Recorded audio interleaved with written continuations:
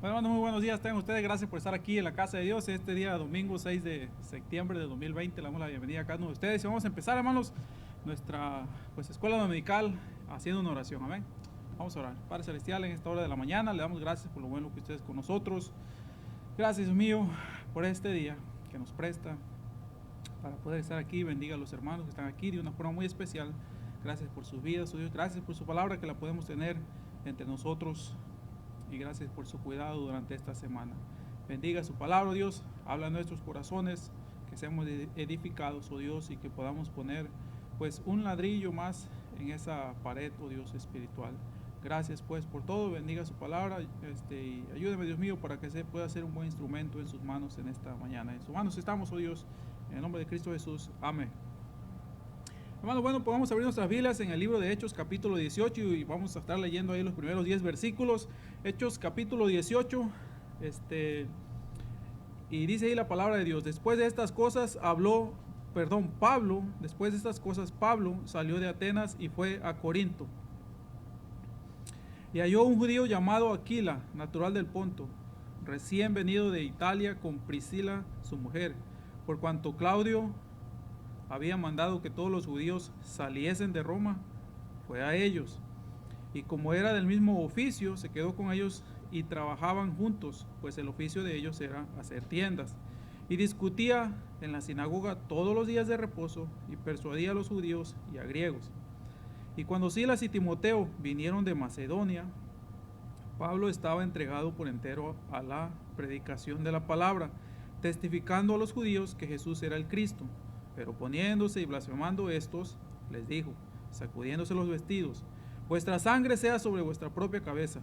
Yo, limpio, desde ahora me iré a los gentiles. Y saliendo de allí se fue a la casa de uno llamado Justo, temeroso de Dios, en la cual estaba junto a la sinagoga.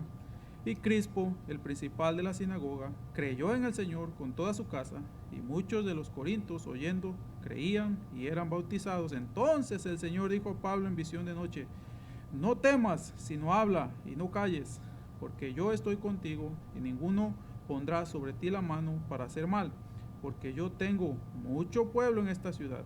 Muy bien, hermanos, hemos llegado a la ciudad de Corintos. Aquí podríamos decirle que es la ciudad de pecado. La ciudad de pecado, hermanos, la cual se encuentra en Corintos, y ahorita vamos a ver por qué. ¿Por qué podríamos decir que es la ciudad de pecado, hermanos? Y en un artículo de Wall Street se hablaba de las cosas que la gente en Rusia está buscando. Esto es muy certero, en especial, hermanos, en especial en la ciudad de San Petersburgo, ciudad que está llena de sanadores y místicos.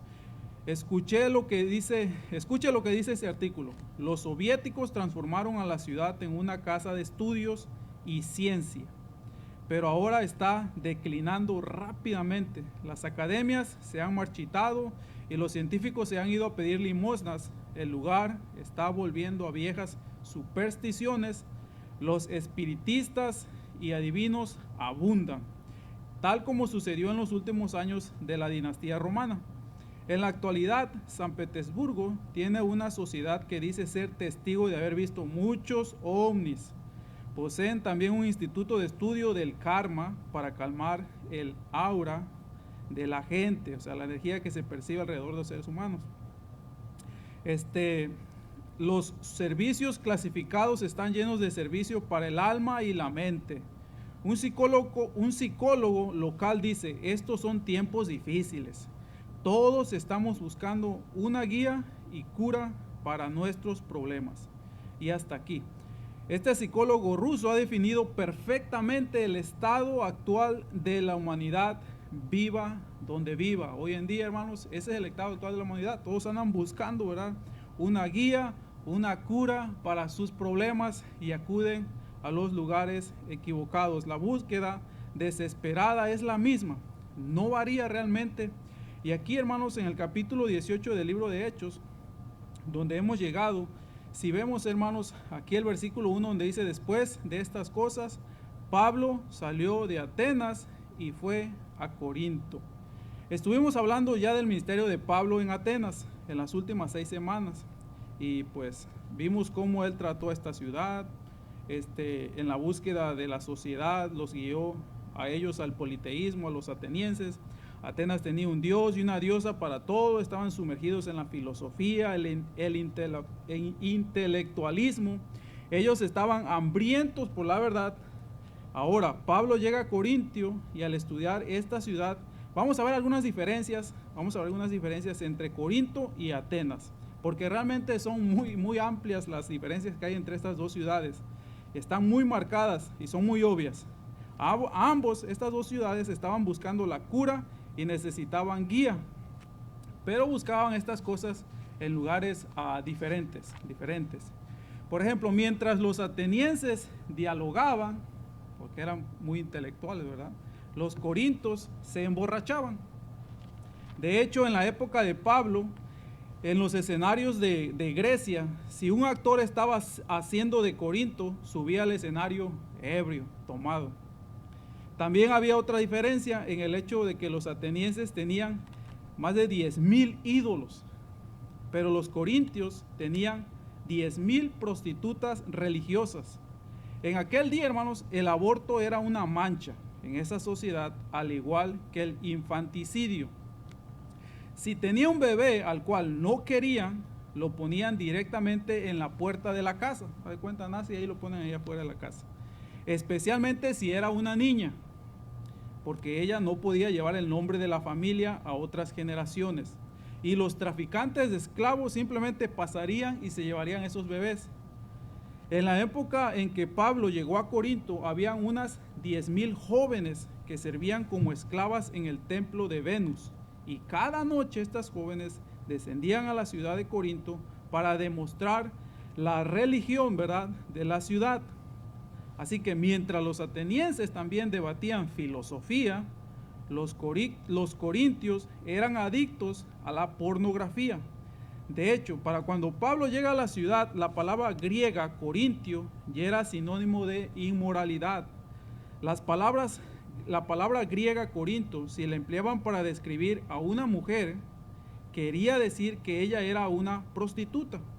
Si se le usaba con un hombre, indicaba que era un deshonesto, adúltero o fornicario. Un autor se refirió a Corintio como una ciudad en la que solo los fuertes podrían sobrevivir. Y hoy, hermanos, al ver la llegada de Pablo a esta ciudad, ¿verdad?, yo quiero simplemente dejarles 6 principios. Los vamos a ver los 6 principios hoy, yo creo que en este tiempo, sí, no va a alcanzar el tiempo, ¿okay? Lo vamos a ver, así que acuérdense que esta es la ciudad del pecado y vamos a ver toda su cultura. Y vamos a ver el primer principio aquí. El principio número 1, si usted lo desea anotar, ¿verdad?, porque esto sirve para todas las edades, es que nunca hubo un lugar en el cual se pudiera vivir fácil para Dios. Principio número 1 es: nunca hubo un lugar en el cual se pudiera vivir fácil para Dios. Si usted se pone en los zapatos del apóstol Pablo, pienso que nunca más se quejaría de cuán difícil se le hace vivir para Cristo en el lugar donde usted está, si se pusiera en los zapatos de Él. Usted diría: pero usted no sabe la tentación, las presiones que soporto, no conoce a mis compañeros, mis maestros, no conoce a la familia en la cual vivo, usted no sabe toda esa presión. Bueno, no, amigo, usted quizás no sabe, ¿verdad?, que era Corinto. Este lugar era la ciudad del pecado, ahí sí estaba grande la presión. Ahora, para el apóstol Pablo hubieron dificultades para empezar su ministerio, ahorita lo vamos a ver. En Corinto, ¿verdad?, cuando él empezó su ministerio tuvo dificultades que crearon problemas. Y voy a compartirle con usted 3 dificultades que Pablo enfrentó aquí en el ministerio en esta ciudad de Corinto. En primer lugar, hermanos, Pablo no solo enfrentó tinieblas, que fueron tinieblas espirituales, sino que también tinieblas morales, con la religión inmoral de Corinto. Corinto era un lugar en el cual todos los vicios se practicaban al descubierto, nada de escondido, ¿verdad? Todo era al descubierto. La homosexualidad era rampante y el divorcio era una epidemia, ¿verdad? De hecho, a esta altura se decía que las mujeres podían contar los años con los nombres de sus maridos, imagínense, ¿verdad? Un autor dijo que esta ciudad de 200,000 habitantes era una mezcla de Barcelona, Las Vegas y Hollywood, todo en una sola ciudad. Pablo confrontaría todo esto con el Evangelio de Cristo. Y recuerden, hermanos, estamos viendo que nunca hubo un lugar en el cual se pudiera vivir fácil para Dios. Y ese fue uno de los problemas espirituales, y luego vemos también la inmoralidad. Pablo tuvo que enfrentar dificultades. No solo enfrentó tinieblas espirituales, pero también enfrentó tinieblas morales. Y la otra dificultad, hermanos, podríamos decir que la tercera dificultad es, Pablo también experimentó que fueron tiempos difíciles, porque fueron dificultades financieras. Ese era el otro problema que él enfrentó aquí al llegar a esta ciudad. Pablo experimentó dificultades financieras en Corinto, lo que hizo que las cosas fueran aún peor. De hecho, hermanos, cuando vemos los versículos 2 y 3 nos dice que cuando él llegó se juntó con algunos fabricantes de tienda para poder trabajar y suplir sus necesidades. Afortunadamente él contaba con este oficio que aprendió cuando él era chico. Y ayer estaba platicando con unos hermanos, ¿verdad?, acerca de pues, del oficio y el estudio, ¿verdad? Yo algo que aprendí de un hermano es que dice, hermano, es bueno estudiar, pero aprenda un oficio. Siempre enséñale un oficio a sus hijos, porque cuando el estudio falla, el oficio no falla. Y fíjense, hermano, que los rabinos, los judíos, ellos solían enseñar lo siguiente. Ellos decían que si uno no le enseñaba un oficio a su hijo, le estaba enseñando a robar. Así que, hermanos, eso nos debe motivar a nosotros para enseñarle un oficio a nuestros hijos, o nosotros mismos aprender un oficio. Entonces el oficio de Pablo, evidentemente, que aprendió de niño, fue el de confeccionar tiendas. Vemos que ese era el oficio de él, o sea, carpas. Y estas carpas, hermanos, se hacían con el cuero de las cabras, y debe de haber sido un tiempo difícil para él, ya que lo encontramos haciendo tiendas, hermanos, o carpas, para que él pueda comer. Recuerda, hermanos, el principio número 1, nunca hubo un lugar en el cual se pudiera vivir fácilmente para Dios. Y aquí lo vemos a Pablo, no era fácil para él. Pablo enfrentó tinieblas espirituales, también tinieblas morales, también enfrentó dificultades financieras, pero Pablo soportó también, hermanos, el desánimo físico y emocional. Era un tiempo difícil para él. Y más adelante vamos a hablar al respecto, pero tenemos que tener en cuenta, hermanos, que él acaba de concluir un viaje de 8,000 kilómetros desde Atenas, hasta Corinto. Además, un tiempo atrás había sido golpeado, o sea que no llegó en muy buenas condiciones. Escapó de 3 ciudades y acababa de salir de una ciudad en la cual vio pocos resultados. Si ustedes se acuerdan, dice que pocos creyeron. Ahora hace este viaje largo, pero está solo, ya que sus compañeros están en otra parte, y usted lo puede ver más adelante en el versículo 5, dice cuando Silas y Timoteo llegaron, o sea que él estaba solo. Entonces Pablo llega a Corinto sin tener, fíjense, un lugar en donde quedarse y con muy poco dinero.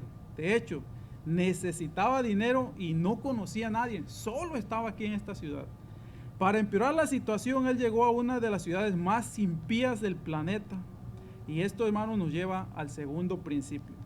Principio número 1, no hubo un lugar en el cual pudiera vivirse fácilmente para Dios. Principio número 2, perdón, es nunca va a haber un momento en el cual uno no se beneficie con amigos que tengan la misma pasión espiritual. Principio número 2 es nunca va a haber un momento en el cual uno no se beneficie con amigos que tengan la misma pasión espiritual. Y vamos a leer, hermanos, los versículos 2 y 3, donde dice, y halló un judío llamado Aquila, natural del Ponto, recién venido de Italia, con Priscila, su mujer, por cuanto Claudio había mandado que todos los judíos saliesen de Roma, fue a ellos. Y como eran del mismo oficio, se quedó con ellos y trabajaban juntos, pues el oficio de ellos era hacer tienda. Ok, ahora, hermanos, muchos creen que Aquila y Priscila eran creyentes que ya habían aceptado a Cristo en Roma, en donde ya había una iglesia. Y al juntar piezas sabemos que era una pareja tremenda. ¿Por qué digo eso, hermanos? Porque ellos conocían la palabra de Dios de tal manera que más adelante lo vamos a ver, iban a corregir a un predicador llamado Apolos, que estaba pues algo equivocado. Ellos también seguirían a Pablo hasta Éfeso, podríamos decir que serían el equipo del apóstol Pablo, hermanos. Y un autor dijo que cada creyente tiene en sus vidas distintos tipos de personas. Están los que reciben su pasión espiritual y los que comparten su pasión espiritual. Los que lo reciben su pasión espiritual y los que comparten. Algo que todos nosotros necesitamos. Todos necesitamos a alguien que no solamente, ¿verdad?, reciba o comparta la pasión espiritual, pero que comparta su pasión espiritual. Esta pareja, hermanos, era una pareja que compartía la pasión espiritual de Pablo. Tal vez usted esté pensando, ¿verdad?, esto es lo que falta en mi vida, ¿verdad? ¿A dónde está mi Aquila? ¿O a dónde está mi Priscila, verdad? Señor, dice, ¿por qué no haces que me encuentren, verdad? A veces oramos de esa manera, ¿verdad? Bueno, hermanos, si usted se fija bien, verá que no encontraron a Pablo. Pablo los encontró a ellos. Fíjese el versículo 2, la última parte donde dice, fue a ellos. Pablo encontró a estas personas que compartían su misma pasión. Él las encontró. Pregúntese, hermano, ¿por qué no ha hallado esa persona? A lo mejor no la está buscando, ¿verdad? Solo está esperando que caiga como del cielo, como por arte de magia, hermanos. Hermanos, siempre el mandamiento de Dios es ir. Si no tenemos a alguien, ¿verdad?, es porque muchas veces no lo buscamos, ¿verdad? Esperamos que lleguen a nosotros. Hermanos, sigamos, ¿verdad? Hay más ánimo, ¿verdad? Todavía aún en el versículo 5. Vamos a leer el versículo 5 aquí donde dice, y cuando Silas y Timoteo vinieron de Macedonia, Pablo estaba entregado por entero a la predicación de la palabra, testificando a los judíos que Jesús era el Cristo. Muy bien, ahora sabemos, hermanos, por lo que vemos en otros pasajes, que Silas y Timoteo le trajeron ayuda monetaria de los hermanos de Filipos. Esas eran las iglesias de Macedonia. De hecho, la iglesia en Filipos fue la única que apoyó financieramente a Pablo. Eso lo pueden encontrar en Filipenses 4:15. Fue la única, hermanos. Y si recuerda, cuando Pablo llegó ahí, solamente era una mujer. No había ni sinagoga ahí. Fue la mujer, ¿verdad? Parece que si no me acuerdo, se llamaba Lidia. Y luego la mujer la joven que estaba endemoniada y Pablo sacó el demonio, ¿verdad? Y luego vemos al carcelero y su familia. Ahí fue donde empezó la iglesia. Y esta fue la única iglesia, hermanos, que los apoyó a ellos financieramente.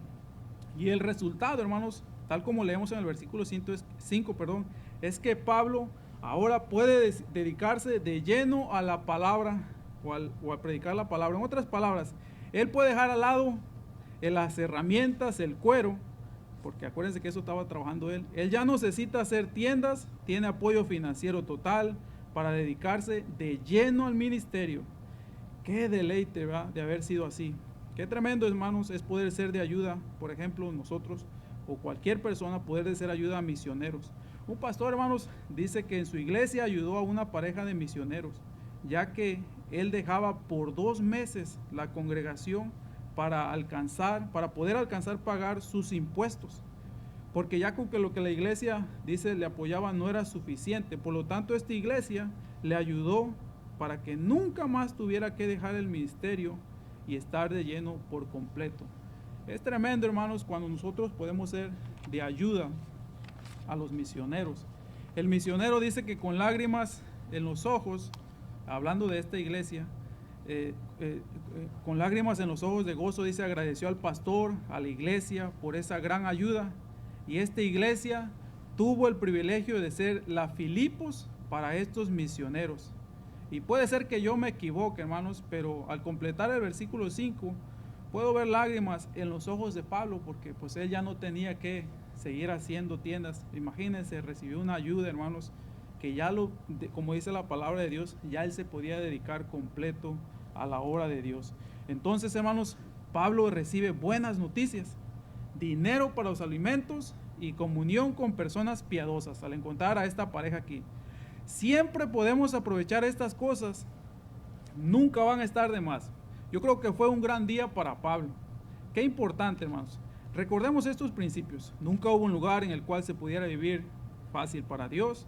Número 2, nunca va a haber un momento en el cual uno no se beneficie con amigos que tengan la misma pasión espiritual. Y ahora, hermanos, vamos a ver el principio número 3. Principio número 3, tome nota si así desea. Nunca hay una gran oportunidad sin una gran oposición. Principio número 3, nunca hay una gran oportunidad sin una gran oposición. Fíjense, hermanos, en el versículo 4. Aquí donde dice, y discutía en la sinagoga todos los días de reposo y persuadía a judíos y a griegos. Y fíjese el versículo 6, donde dice, pero oponiéndose y blasfemando estos, o sea, los que le estaba enseñando el versículo 4. Esa frase, hermanos, significa literalmente cuando se pusieron en línea de batalla contra mí. Esto no es un simple, no queremos escuchar lo que estás enseñando, no estamos de acuerdo. No, ellos, hermanos, estaban dispuestos a pelear, a entrarle a los guantes, como decimos nosotros, ¿verdad? A los guantes, a pelear con este hombre que había invadido su sinagoga con la verdad del Mesías, cosas que a ellos no les importaba, y al final vemos, como dice la palabra de Dios, blasfemaron. Vemos que dice que blasfemaron estos, oponiéndose y blasfemaron estos, les dijo, sacudiéndose los vestidos, vuestra sangre sea sobre vuestra propia cabeza, yo, dice, limpio, desde ahora me iré a los gentiles. Ahora, hermanos, en el Antiguo Testamento hay dos frases que pues yo estoy seguro que usted ha leído, que son de mucha importancia. Pablo emplea una de ellas y es esta, ¿verdad? Una persona que tiene sangre sobre la cabeza, o la otra es en sus manos, indica que esa persona carga con la responsabilidad, con la vida y muerte de alguien. Tiene sangre en sus manos. Pero el tener sangre sobre la cabeza, como dice Pablo aquí en este versículo, significa que uno es responsable por su propia muerte, o sea, en el caso de ellos. Y el juicio que va a recibir por parte de Dios, o sea, de un Dios santo, va a ser culpa exclusivamente de uno o de esa persona. Él por eso dice aquí, vuestra sangre sea sobre vuestra propia cabeza. O sea, ustedes, ¿verdad?, son los que son responsables por lo que yo les acabo de decir. Y esa es, podríamos decir, la interpretación, ¿verdad? Pablo les estaba aquí diciendo, hermanos, a los corintios, vuestra sangre sea sobre vuestras propias cabezas. En otras palabras, ustedes son responsables. Habiendo escuchado la verdad, un día van a estar delante de Dios y el juicio llegará y no le podrán echar la culpa a nadie, sino que va a ser vuestra culpa. Y hermanos, si pueden, por supuesto, eso no los puso muy contentos, ¿verdad? ¿A quién le gusta que le digan, verdad? Como me acuerdo el hermano, ya no me acuerdo qué hermano fue, ¿verdad? Pero me acuerdo que dijo que salió a testificar y le dijo el jovencito que andaba con él, yo me lo he hecho a este pastor. Y fue y le dijo y le habló del evangelio y le dice que le dijo que no quería nada. Entonces después que ya no quieres aceptar a Cristo como tu Salvador, no. Dice, bueno, pues entonces te vas a chicharrar en el infierno, dice que le dijo así. Y pues, claro, no fue, podríamos decir, muy amable el jovencito, y el pastor le dijo, no, así no, dice así, no, pero es que no quiere, pastor, dice, hay que decirle que dónde van a pasar la eternidad. Bueno, eso no pone muy contento a las personas, hermanos. Hablar del infierno, hablar del juicio, no los pone muy contentos. Así que estos tampoco los puso muy... Ellos entendían bien esa frase que Pablo les estaba diciendo. Quizás nosotros por encimita más o menos, ¿verdad? Pero Pablo les declara, hermanos, que irá a predicar a los gentiles, si usted lo mira más adelante. Con eso, él se quita el polvo de sus vestiduras, como dice ahí. Él dice, me voy a predicar a los gentiles, y luego Pablo se va. Y hermanos, y se va a la casa de al lado. Fíjese el versículo 7. Fíjese el versículo 7, dice, y saliendo de allí, se fue a la casa de uno llamado Justo, temeroso, así se llamaba él, Justo, ¿ok? Temeroso de Dios, la cual, dice, estaba junto a la sinagoga. Allá al ladito se fue a predicar, amén. Me gusta eso. Él no se fue muy lejos, hermanos. De hecho, es posible que a lo mejor ellos lo pudieran escuchar, ahí donde estaba él enseñándole a los demás. Ahí donde estaba predicando, ahí en el versículo 8 dice, en el versículo 8a dice, y Crispo, el principal de la sinagoga, fíjense bien, creyó en el Señor con toda su casa. Bueno, el enemigo ya estaba enojado desde antes, ¿verdad? ¿Se acuerda? Porque tal como dice, ¿verdad? Warren Wiersbe, al referirse a este pasaje, dice, Satanás sabía que Pablo estaba invadiendo su territorio y liberando a sus esclavos. Nunca hay una oportunidad, hermanos, sin que esté acompañada por la oposición. ¿Tiene algún problema en su vida? O sea, me refiero a problemas buenos, ¿verdad? Bueno, viva para Cristo. En su lugar de trabajo, hermano, o en donde quiera que usted se encuentre con personas que no son salvas, incline su cabeza antes de orar, mencione el nombre de Cristo como alguien que usted es devoto, y allí va a tener problemas, amén. El problema es que hoy en día tenemos muchos cristianos en la agencia secreta, amén. Aquí nos conocemos, pero allá afuera ya, ¿verdad? ¿Quién es este? No, un amigo, un conocido. No decimos es mi hermano, ¿verdad?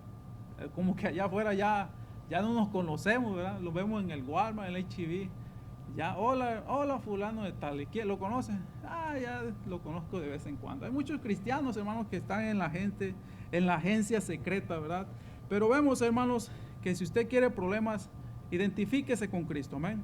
Carlos Spurgeon lo puso de la siguiente manera: Satanás nunca patea un caballo muerto, solo lo hace con los que están vivos. Satanás no se preocupa, hermano, de los cristianos que no hacen nada para Cristo. Se preocupa de los que están haciendo cosas para Cristo. Así que si usted no está haciendo nada para Cristo, no se preocupe, Satanás no lo va a molestar.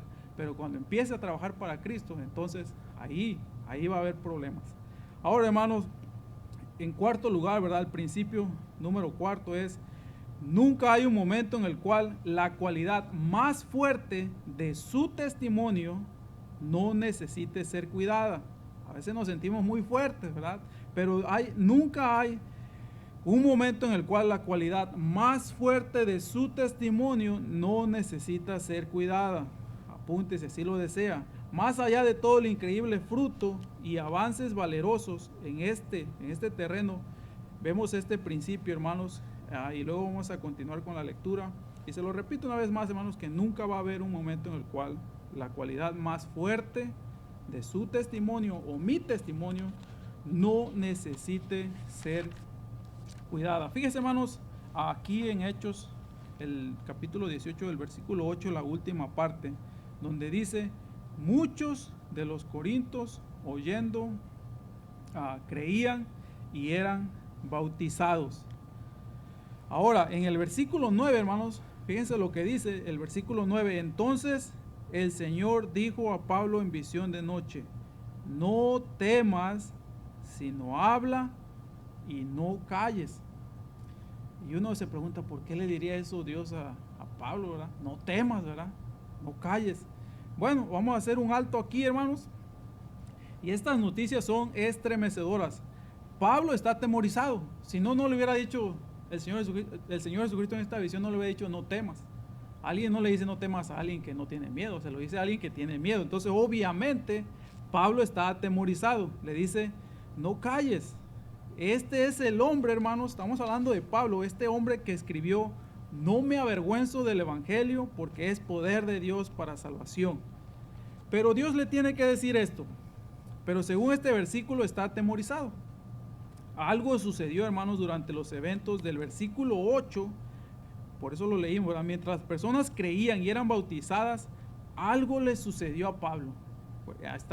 Estamos viendo que Dios estaba obrando, pero algo le sucedió ahí, algo que es lo opuesto a lo que muchas veces pensaríamos que le sucedió. Fíjense que este verbo traducido no temas, y ahorita lo vamos a explicar un poquito más, está en tiempo presente imperfecto del griego, lo que significa que el Señor le está diciendo a Pablo que cese, que pare, ¿verdad? Que acabe una acción que está en proceso. El próximo verbo traducido es no calles. Es diferente, es un subjuntivo con una negación que significa que el Señor está previniendo una acción que está por suceder. No calles. Sigue hablando, ¿verdad? Lo que está sucediendo, hermanos, lo que está sucediendo aquí es que Pablo, créalo o no, está asustado. El Señor dice que deje de estar asustado. Esa es una acción en progreso. Luego piensa en abandonar su cargo como vocero de la cruzada corintia, por decirlo así. Y es algo, hermanos, que en lo personal, bueno, a mí me impacta, ¿verdad? Pablo, el que no le teme nada, ahora está asustado. Y eso yo a veces me identifico con él, ¿verdad? ¿Pero por qué? Bueno, no lo sabemos realmente, hermanos, no lo sabemos. Pero un pastor dice lo siguiente en cuanto a esto, ¿verdad? Acerca de este verso dice así. Piensa en lo que le ha sucedido a Pablo. Al haber estudiado su vida, que ya nosotros hemos estudiado un poco, ¿verdad? En cada ciudad que él visitó en Europa. Escuche los eventos de su excursión. Comienza en Macedonia él, ya entrando a Europa, ¿verdad? ¿Qué sucede allí? Bueno, es golpeado fuertemente y luego arrojado en prisión. Se va de allí y llega a Tesalónica. Dios obra ahí, personas llegan a Cristo y después la ciudad se torna un poco hostil y el populacho, ¿qué hace? Busca matarlo y entonces él huye de noche. Y luego, hermanos, huye de noche para salvar su vida. Huye a Berea y las cosas pues van bien por un tiempo ahí, ¿verdad? La iglesia se establece, personas se salvan. Luego los tesalonicenses vienen a incitar a una turba en Berea y nuevamente Pablo tiene que huir por su vida. Ahora él se encuentra en Corinto. Y yo creo, hermano, que con cada nuevo creyente, con cada avance de la obra que se estaba haciendo así, el temor se empieza a apoderar de Pablo. Me imagino que él se habrá preguntado, ¿habrá otra multitud enfurecida? Se habrá puesto a pensar, ¿vendrá otra turba queriendo matarme? Ya tantos golpes, ¿verdad? Yo no creo que aguante tanto, ¿verdad? ¿Tendré que soportar nuevamente azotes?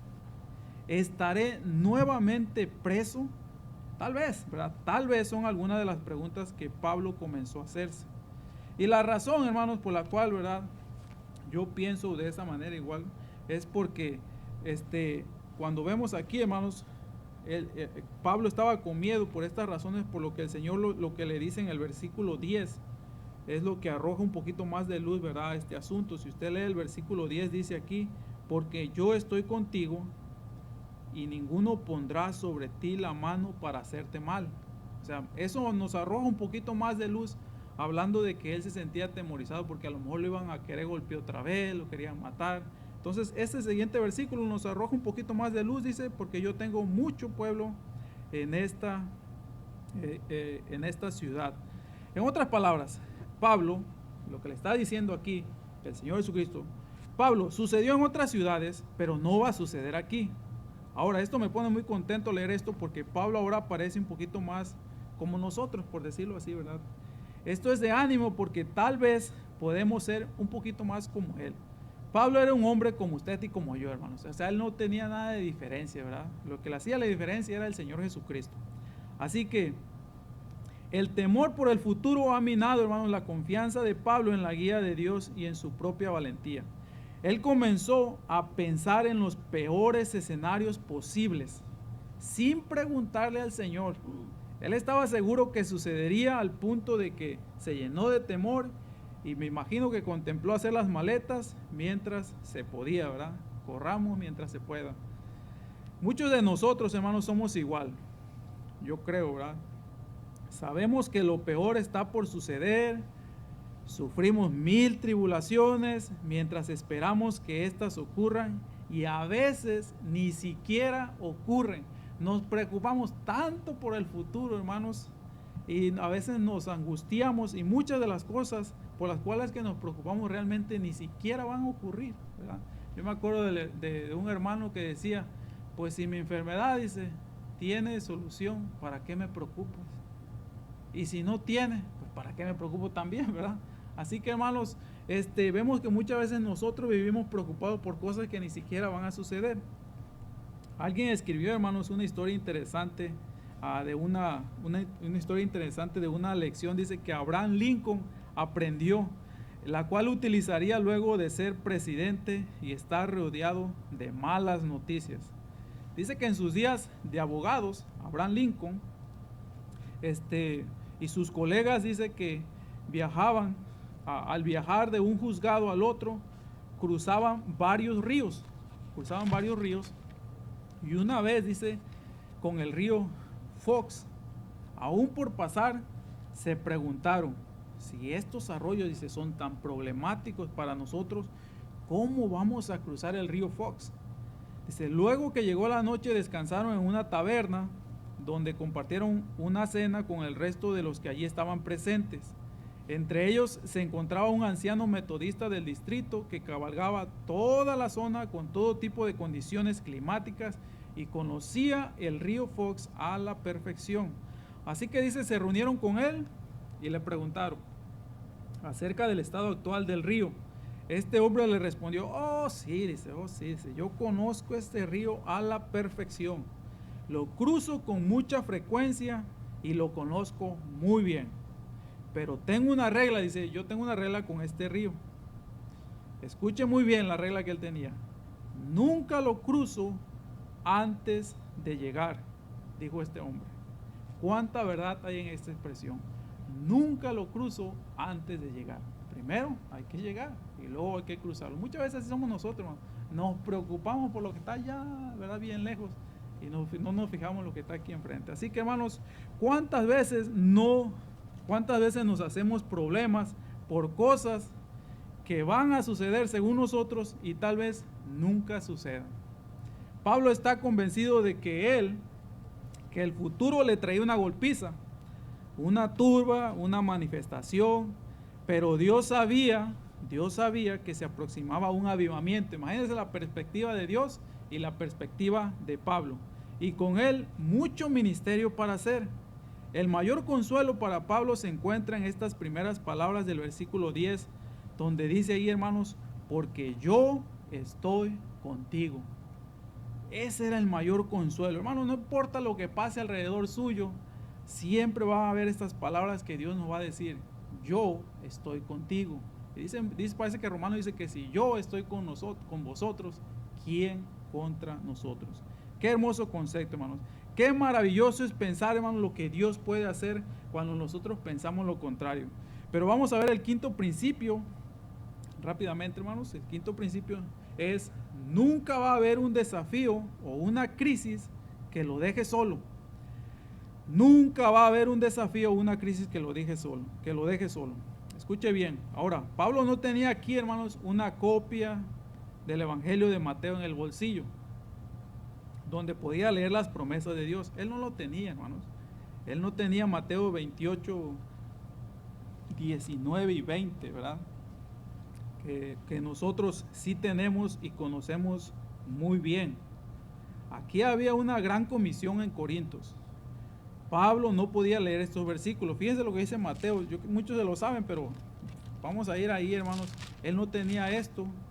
Sin embargo, aquí había una gran comisión. El versículo 19 y 20 que nosotros conocemos es: por tanto, id y haced discípulos a todas las naciones, bautizándolos en el nombre del Padre, del Hijo y del Espíritu Santo, enseñándolos que guarden todas estas cosas que os he mandado. Y aquí, fíjese, estoy con vosotros todos los días hasta el fin del mundo. Él no tenía eso. Así que Dios se le apareció en una visión y le dijo, básicamente, hermano, le dijo la misma promesa que usted mira aquí en Mateo 28, 19 y 20. Básicamente le hizo la misma promesa y se cumple al pie de la letra aquí. Fíjese muy bien. En Hechos 18, Dios le dijo en Mateo 28, 19, id. Y si usted lo compara en Hechos 18, 1, Pablo, ¿qué hace? Él va.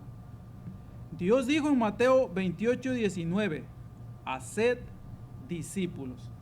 Y en Hechos 18, 8, como usted lo mira, Pablo hace discípulos, él los hace. Y vemos, hermanos, Dios dijo en Mateo 28, 19, bautizándolos. En el mismo versículo 8, Pablo, ¿qué hace? Los bautiza, lo hace.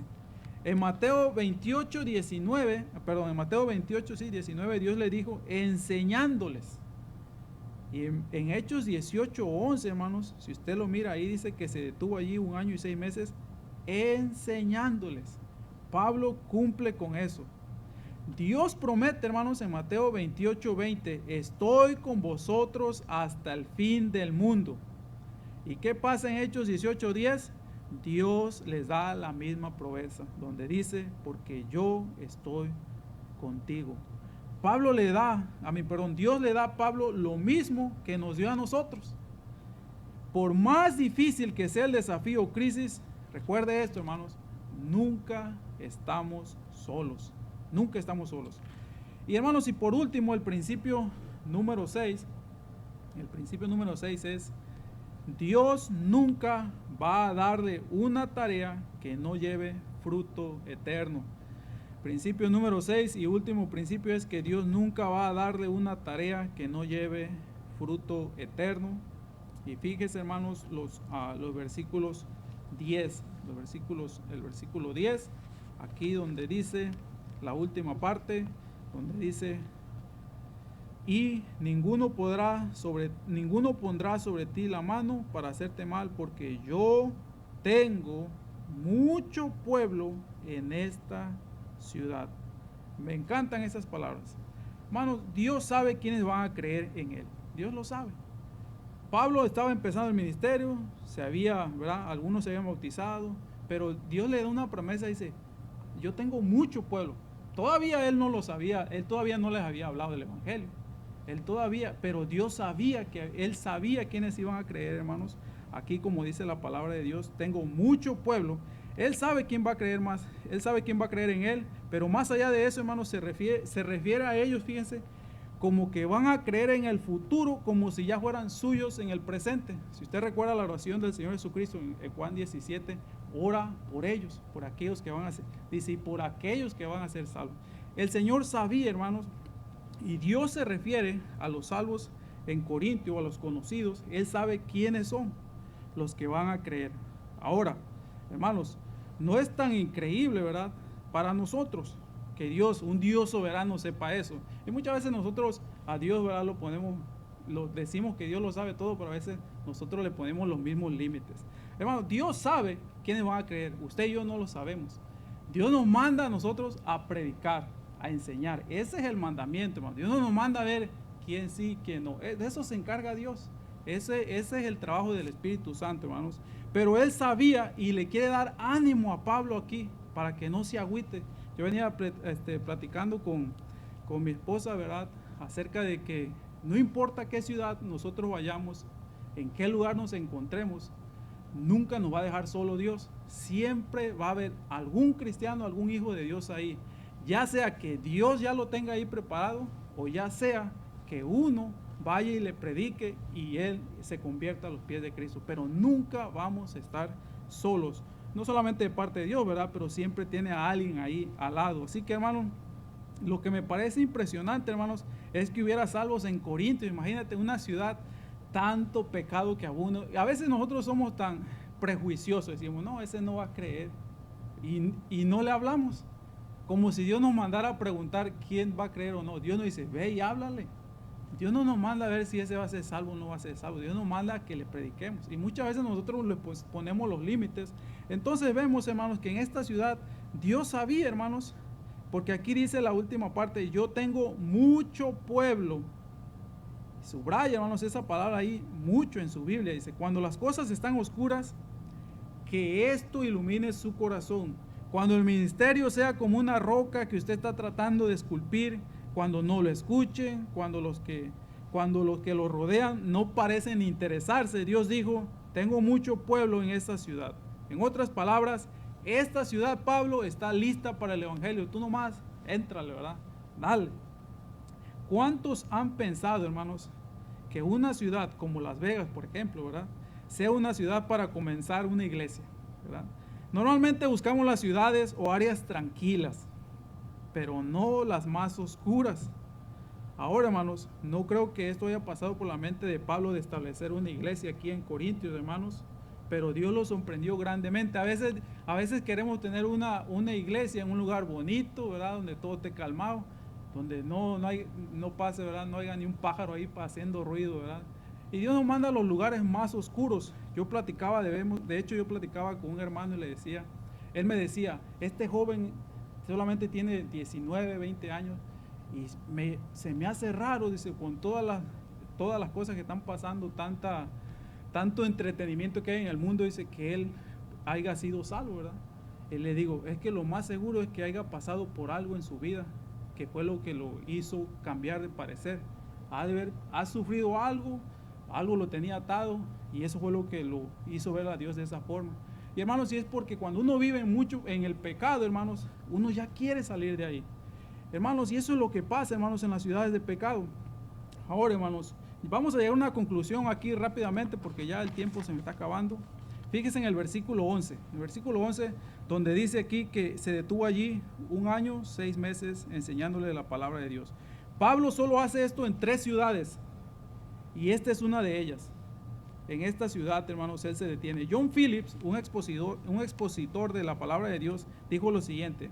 Dice, aquí en Corintio, quinta capital del mundo, había muchos corazones hambrientos, habrían personas solitarias, desilusionadas con el placer, la mundanalidad, personas que habían bebido de la cisterna rota de Satanás y pozos contaminados, personas desesperadas, personas que no solo estaban perdidas, sino que sabían que estaban perdidas.